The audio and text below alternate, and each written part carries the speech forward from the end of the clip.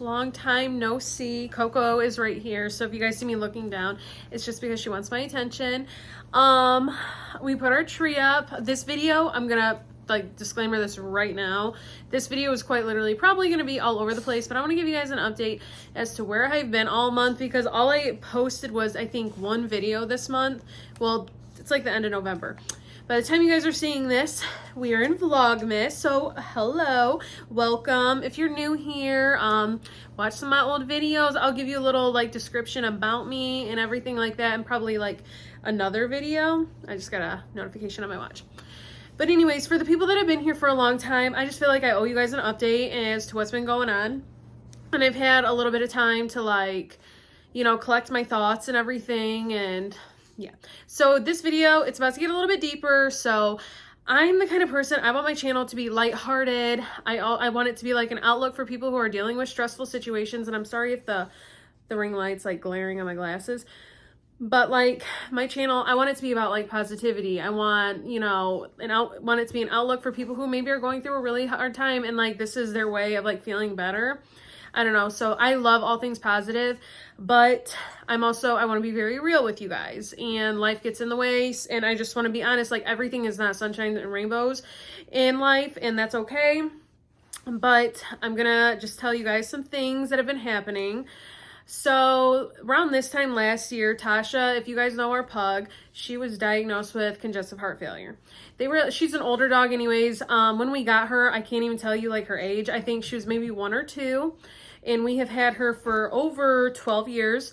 So yeah, we've had her for a long time. She's a very old dog. And Tasha she was the biggest lover, and I think if you ever want a pug, you should totally get one.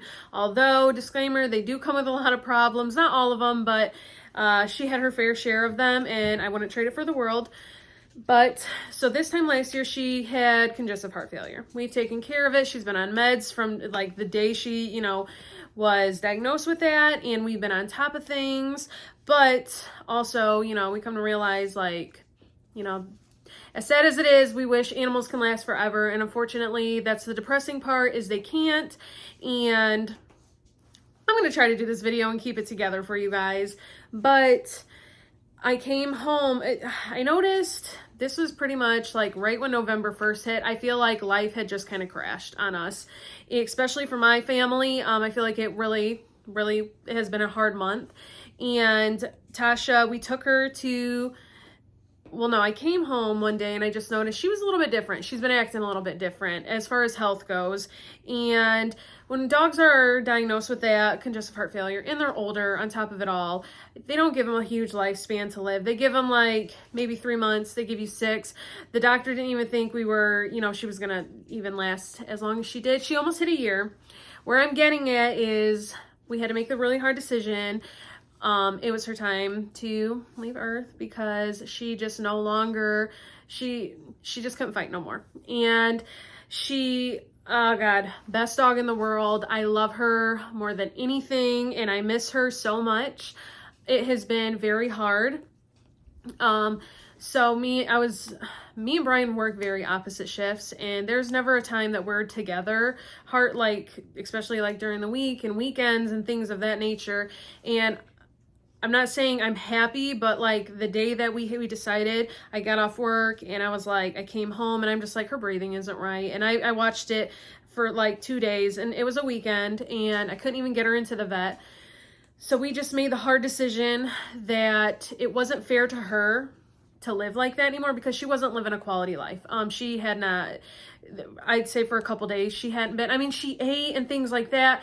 But I told Brian, when I got home that night, I was she can't even lay down comfortably. She can't even go to sleep. And I couldn't, as a person, as a dog mom, go to bed and feel good about myself going to sleep, knowing she wasn't able to sleep, and she was suffering.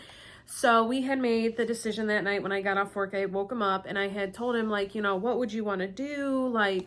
How do you feel? Are you on the same page with me? Because if not, we can try to go a different route. But I know that if we would have got her into the vet, they maybe would have been able to prolong her a little bit longer. But I feel like I said, she was very old, and I am grateful for every single day we had with her. I'll post some pictures. Follow me on my personal Instagram. I posted, you know, pictures of her and everything. But that happened on November. I don't know. She passed away on November 12th. So, yep, she's no longer with us. And some people may be like, are you guys going to get another dog? No, I have no desire to get another dog right now. I'm very happy with the two. I was very worried when when Tasha did not come home with us, because Bailey, our one dog, she's very close to me and Brian, so she never really like laid in bed with Tasha and them, hardly. It was more Coco, and Coco was the runt of the group, which that is her mom. That's all the dog's mom. And you can hear Coco eating. So Coco was constantly with Tasha. She wanted to lay with her. She would still lick her and everything. And part of me wondered if she was licking her because she knew maybe she was just like, I don't know, maybe she knew something was wrong with her. I don't know. So yeah, I was really worried about how Coco was going to react, and I was scared that she was going to grieve really bad, but knock on wood, Coco has been okay. She does not, we still have her bed, because that's something I just don't want to get rid of right now. And she doesn't really lay in it or anything. She actually sleeps on the couch with Bailey, and she cuddles up to Bailey now. So it makes me a lot happier knowing that she still has a buddy and everything of that nature. And so yeah, that was a very hard thing to do.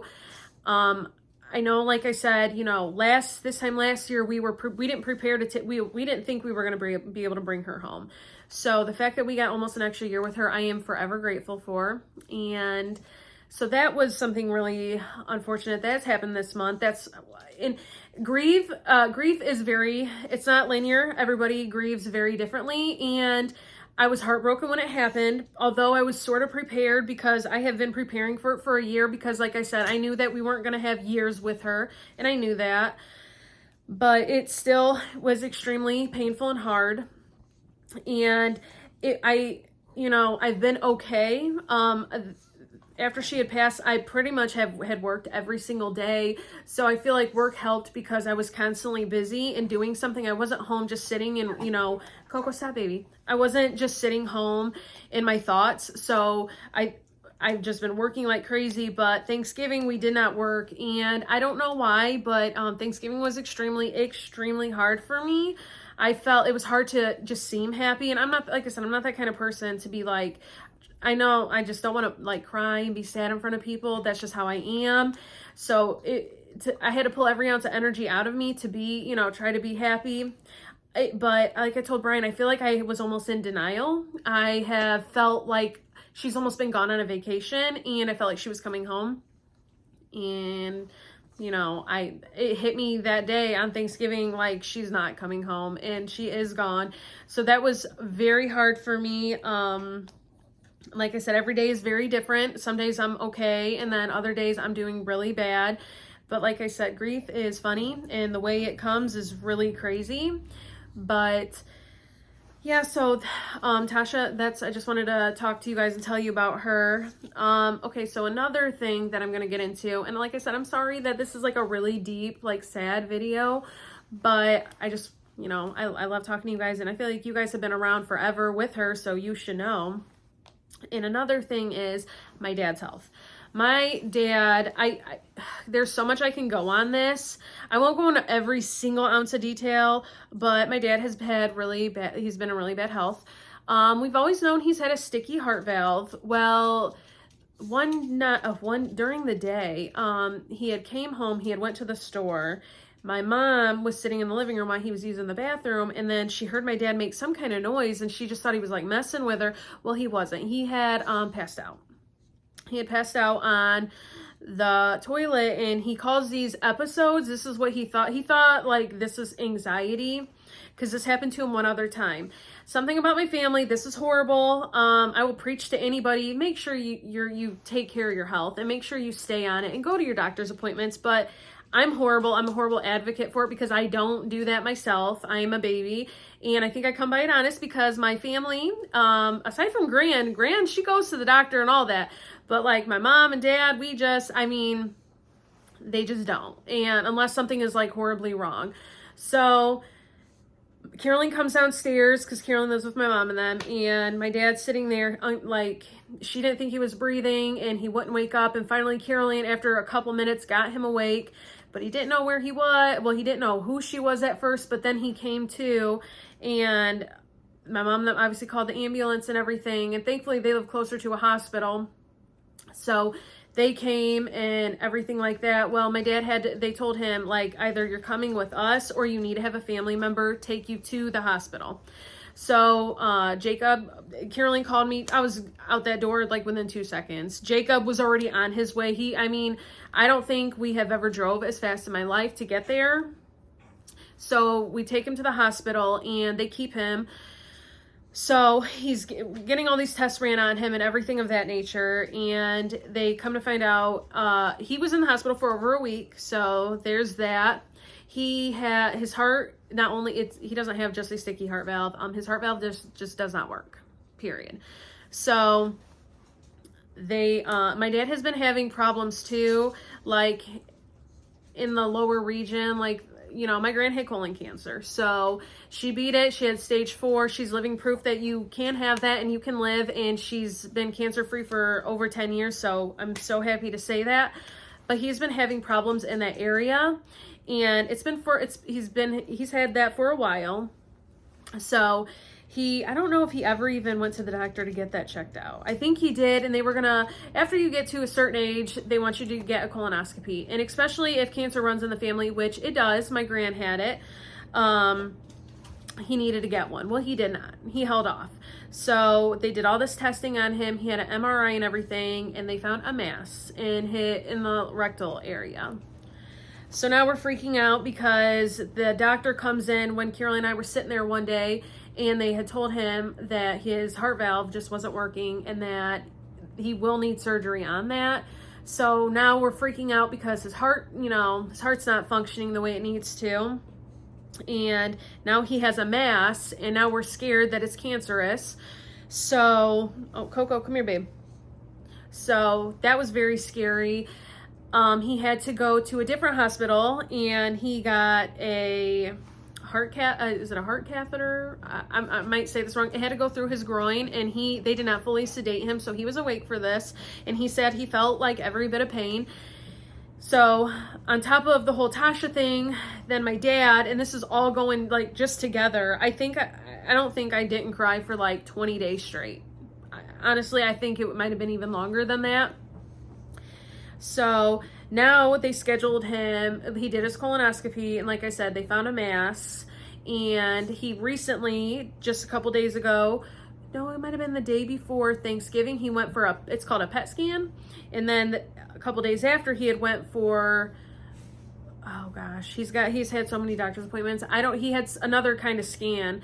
Well, they did find out that it is cancerous. We knew that. We knew it was cancer. But the thing was, we found out when I think he was in the hospital, the cancer doctor said, I'm like pretty positive you do have cancer. I think we caught it early on, but now we need to figure out, has it spread anywhere, and kind of like where we're going to go from here, because it worried me. He has heart problems, so I'm thinking if he has cancer and he has to do chemo and that, like, won't that like puts a lot of strain on your body, and his heart's not fully functioning, so can he, get the chemo and radiation and all that kind of stuff, or is that going to, is that like horrible? Because it just sounds horrible. So he went to his heart doctor, and his heart doctor told him with full confidence that if if that's the route they go with the cancer, that my dad his heart will be fine. His body can handle it going through chemo and radiation, and that my dad is to see him in February because my dad will have open heart. So there's that. They're going to replace his heart valve.